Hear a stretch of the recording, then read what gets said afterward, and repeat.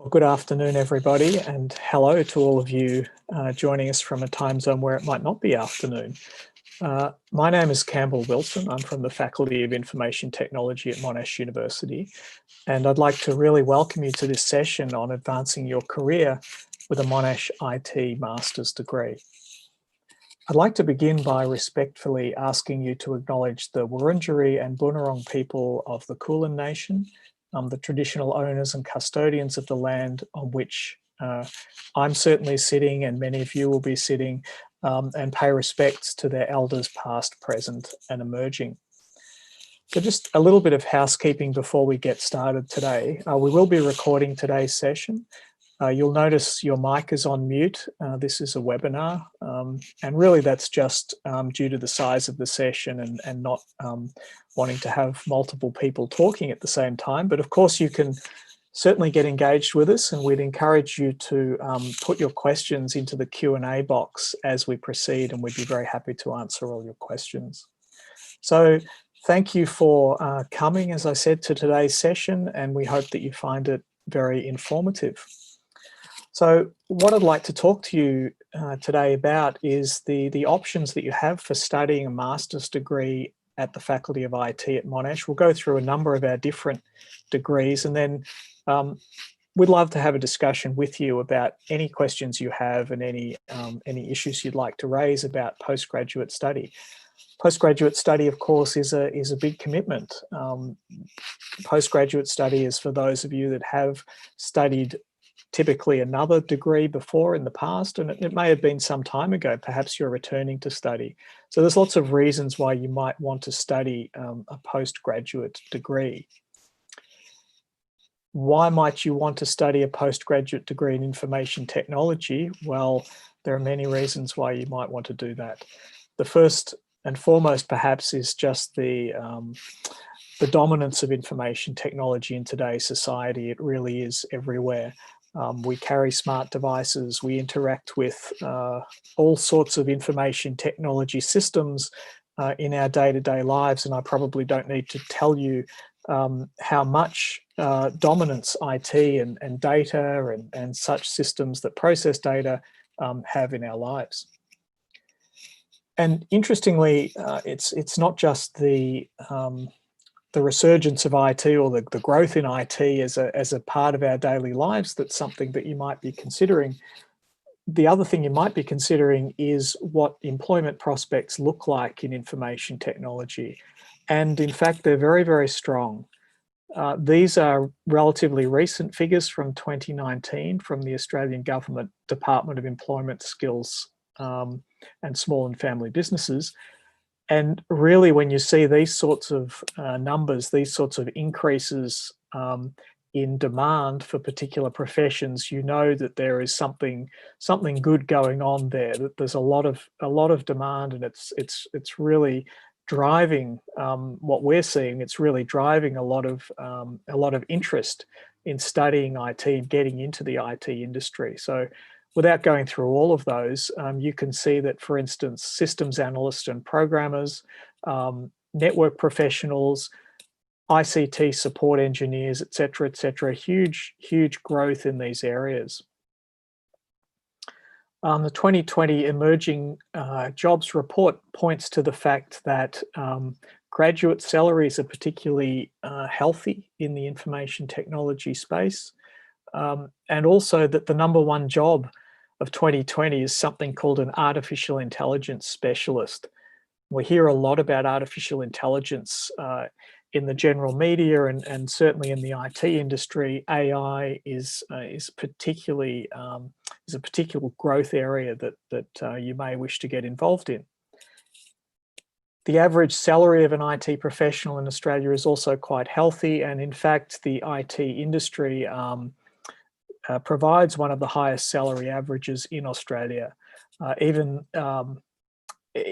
over a few years, this has been the case, and we would expect that this sort of demand would continue. And it's quite interesting that during these interesting times that we're all going through in 2020, of course, a lot of us are interacting through IT systems, and there's a lot of demand for continuing to develop and to support those systems that will enable the future work scenarios that we're probably already seeing, which has been accelerated by COVID-19, to support those future work scenarios of virtual environments and interaction through technology to continue and to grow. So it's a particularly interesting field, I think, to get into. It's an exciting field, it's a rewarding field. And one of the ways, of course, you can do that is to study at a postgraduate level. Now, why might you want to select Monash to do that? It would probably be no surprise to you that I would suggest Monash is a very good place to be doing that. So we have world-renowned researchers in information technology.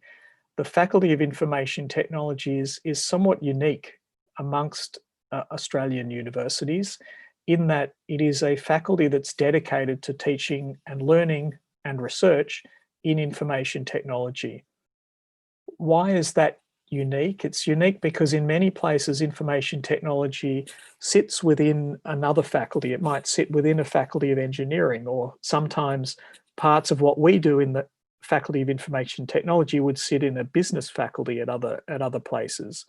At Monash, you have a dedicated faculty of world-renowned teachers and world-renowned researchers dedicated purely to the discipline of information technology.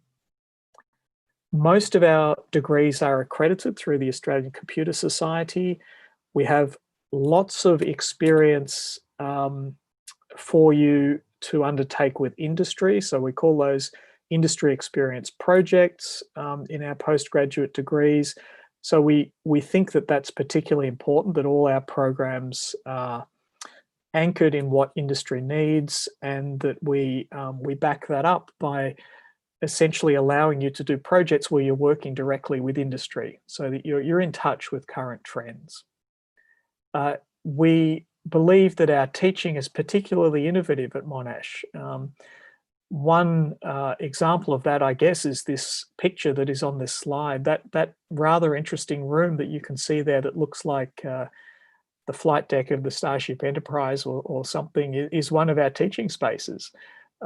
It's an amazing collaborative teaching space where students can work in group environments. They can, for instance, do really exciting things like write on the whiteboards around the edge of the room and then have cameras track what they're writing. And that camera signal is then sent to the central screen so that everyone can focus on what those particular groups are doing, and then they can zoom in on those. You can write on the tables, they're all whiteboard surfaces. Audio is amazing. The visual technology is amazing. So we've got some really amazing spaces, but beyond that, the way we teach is always adapting to our student needs. And we've, of course, adapted very much this year in the sense that we're teaching in virtual mode. And we've learned a lot, and we've adapted our operations in particular to that mode in very innovative ways, which we could potentially talk about a little later on. Also, I think it's important to point out that we're ranked in the top 100 in the world for computer science and information systems. So others recognize that we're a world-renowned teaching and research faculty. So what are the postgraduate programs in IT? What are the options that you have to study at Monash at a postgraduate level? Well, as I said, we're a dedicated faculty of IT, and what that means is we can offer a very broad selection of discipline areas for you to study at a postgraduate level. And those 5 broad discipline areas are listed on this slide. Business information systems, data science, artificial intelligence, information technology, and cybersecurity. Now, I'd like to go through all 5 of these because we have a master's degree that corresponds to all 5 of these areas. And then at the end of the session, we'll be very happy to take questions if you wanted more detail on any of these particular programs. So let's start with talking about the general structure of studying a master's degree in IT at Monash in any of those 5 particular discipline areas. The first thing to say is that we have a very flexible course structure. In general, the course is either full-time 1.5 or full-time 2 years. We do have part-time options, of course, if you're wishing to study part-time. But generally, the course takes 1.5 or 2 years full-time. Now, why is there a difference? The difference is that if you have what we call a cognate background, and that's just a way of saying that you've studied a relevant discipline before you start the master's degree. So for instance, if you wanted to study a Master of Data Science and you have studied, for instance, computer science or a data science in your undergraduate degree, we would say you have a cognate background. In that case, the degree would take you 1.5 years full-time to complete. If, on the other hand, you wanted to enter the Master of Data Science or our other programs with a non-cognate background, that is, you have a bachelor's degree, but that bachelor's degree is in any other discipline. So it might be an arts degree, it might be a law degree, any other discipline. We say that that's a non-cognate background and it would take you 2 years to complete the degree full-time. So the reason it takes a little longer, as you could imagine, is that if you have a bachelor's degree in a different area, we need to give you a little bit more training, and it takes us half a year to do that, a little bit more training in the basics of the particular discipline you're studying to quickly get you up to speed to complete the rest of the course. So that will take you 2 years with a non-cognate background. The industry experience project, which I alluded to earlier, is a part of all our master's degrees. So all our master's degrees let you undertake an IE project.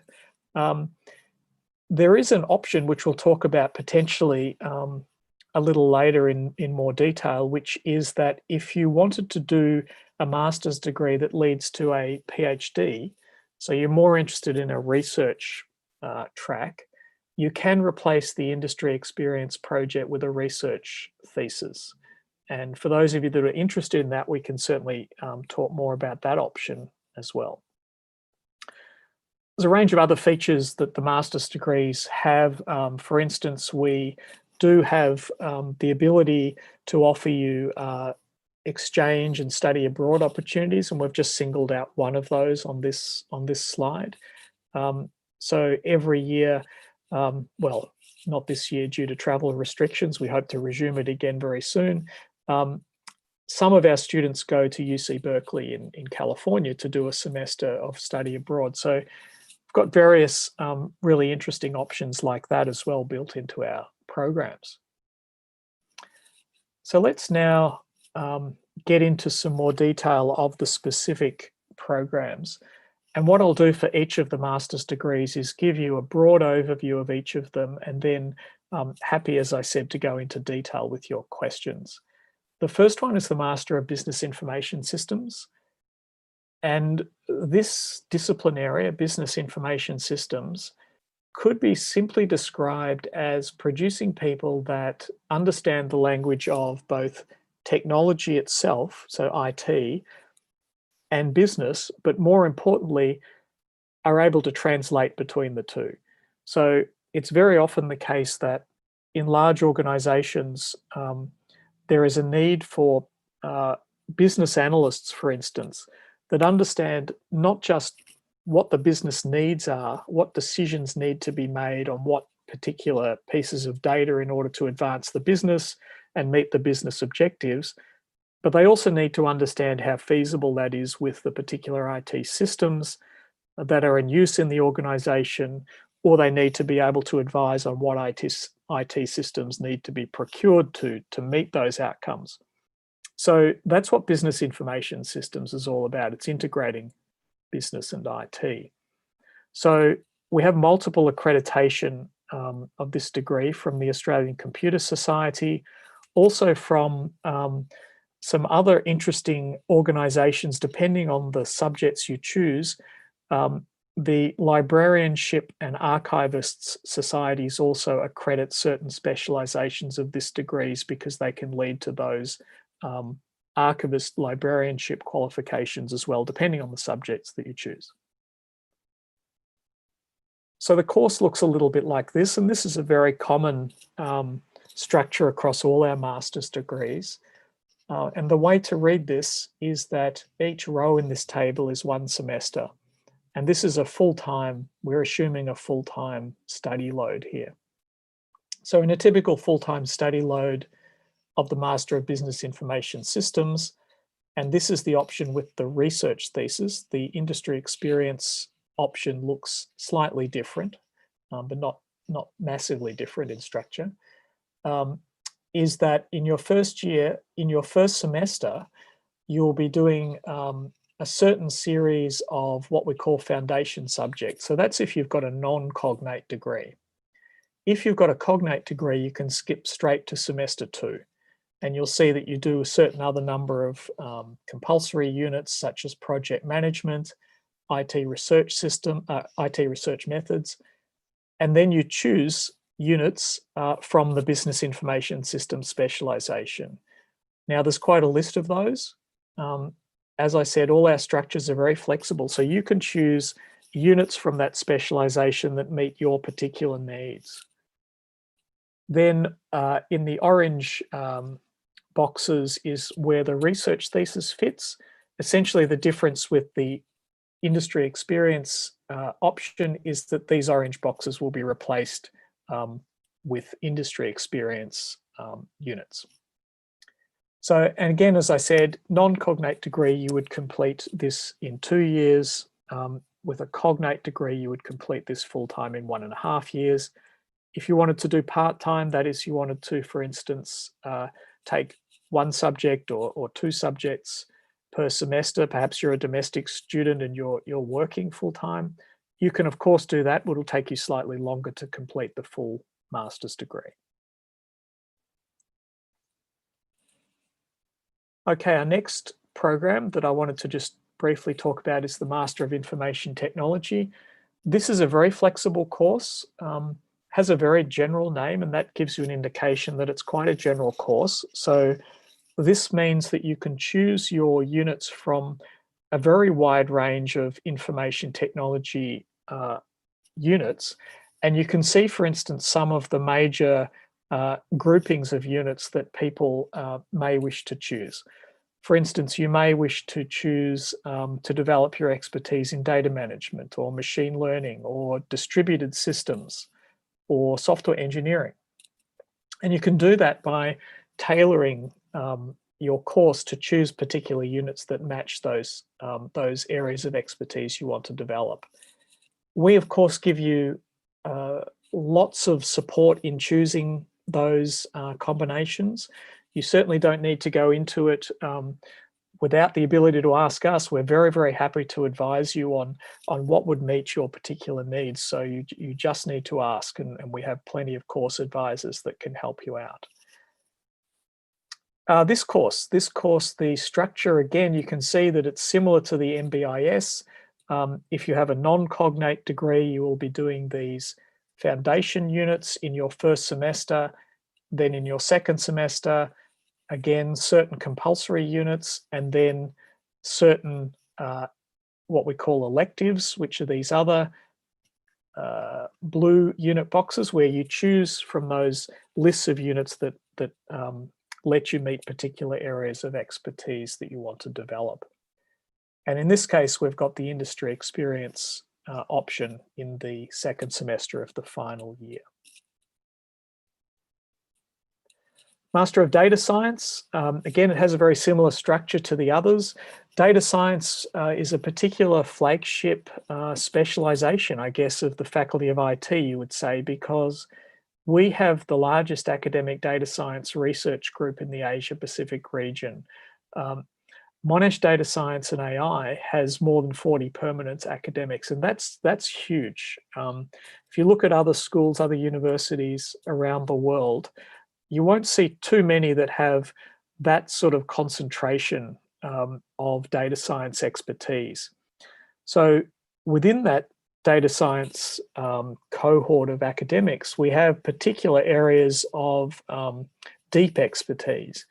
in particular in machine learning, computer vision, natural language processing, optimization, visualization, and modeling. So we really do have world-leading academics and researchers in these areas, and these are the researchers that will be teaching you in the Master of Data Science should you choose to enroll in it. So it's a particularly good choice to upskill yourself in this area. So again, the structure very similar to the other degrees. If you do have a non-cognate background, you'll do the foundation units in your first semester. Then you'll jump into the core of the course, which is the blue units. Again, certain compulsory units and certain elective units that you can choose from a list to tailor your course to your particular needs. And again, the industry experience project sitting there at the end of the degree as a capstone. We also have a cybersecurity master's degree. Those of you that are interested in work in the IT industry may know that cybersecurity is a particular area of demand. It's in huge demand. In fact, when I talk to industry, they often tell me that they cannot get enough cybersecurity specialists. Again, we have a lot of expertise in teaching and research in this area in the faculty, in particular around blockchain, cryptocurrencies, Internet of Things, or IoT as it's shorthand, biometric security, big data security, range of really deep expertise in the faculty. This course is actually going through a restructure, and this is what we do with our courses very regularly to make sure that they keep up with industry needs. So for instance, you can see that we're introducing some new units on blockchain, new units on IT forensics, smart contracts, and cloud security. Again, the structure of the program, similar, and you can now see the theme here of the structure of our master's degrees. If you have a non-cognate background, first semester doing these foundation units to get you up to speed, then jump into the core of the course from there on. And again, this is showing the research option, but there is, of course, an industry experience option as well that you could elect to do as well. Now, before I get on to the final master's degree, I'm just sort of giving you a little bit of a lead into that, because the final master's degree is one that we've developed in response to this huge demand for expertise in artificial intelligence. AI is already enmeshed in our lives in many ways, and that will only increase. So you can see a list of areas that we've put on this slide where AI is already used, from health, medical diagnosis, through to self-driving cars, through to market analysis, facial recognition systems, all sorts of exciting areas of application of this technology. So in recognition of that, we've developed a Master of Artificial Intelligence delivered by very much the best minds in the field. As I spoke to you earlier about, we really have a concentration of data science and AI, in particular research expertise that is very deep in the faculty. So we're also the only group of 8 member of universities in Australia, group of 8 Australian universities, to offer a Master of Artificial Intelligence. Again, 1.5 or 2-year masters, depending on your background. And this time the core units include machine learning, deep learning, natural language processing, and human-centric AI. So those of you that are interested in AI may have come across these terms. You may have even done some study already in these areas. But if you want to take it to the next step, our Master of AI is really perfect for that. Starts next year, and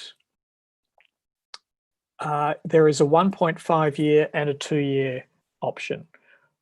So Master of AI, the difference, I guess, with the others is that there is a slightly higher average mark that's expected as an entry requirement, just in recognition of the fact that some of the material is a little bit more advanced than say the Master of Data Science only in terms of its technical content, its mathematical technical content. And we've got a bit more detail about what the Master of AI looks like. And you can see that we have core units, AI units, and advanced practice. So again, having a look at this gives you an indication of the depth of this course. So starting off with fundamentals of AI in the core units and some statistical data modeling, you then jump into some really, really exciting areas such as deep learning, such as image and video analysis, planning, automated reasoning, discrete optimization, really deep areas of expertise that will serve you very well if you want to get into high-level work in artificial intelligence. Again, we have the option of a research thesis or the industry experience units in this program as well. In terms of the entry requirements, I mentioned this cognate versus non-cognate entry into our degrees. If you have a cognate degree, then it will take you 1.5 years to complete the course. If you have a non-cognate, typically 2 years. These are full-time durations. The other thing to note is that we do look for a particular average on the marks in your undergraduate degrees. That is 60% for all courses except the Master of Artificial Intelligence, where it is 65%. I think I will stop there, and I've given you a little bit of a run through of our courses and what they look like in terms of their structure. If you want to get in touch with us, you can certainly do so through a number of ways. There's an email address, there is our website, but I would also be very keen to now take any questions that you have through the Q&A panel. And if you don't have any questions, then please do feel free to get in touch with us using the contact details on this slide. Okay, feel free to ask us any questions you have. Otherwise, again, please do get in touch. And I'd like to thank you all for listening today.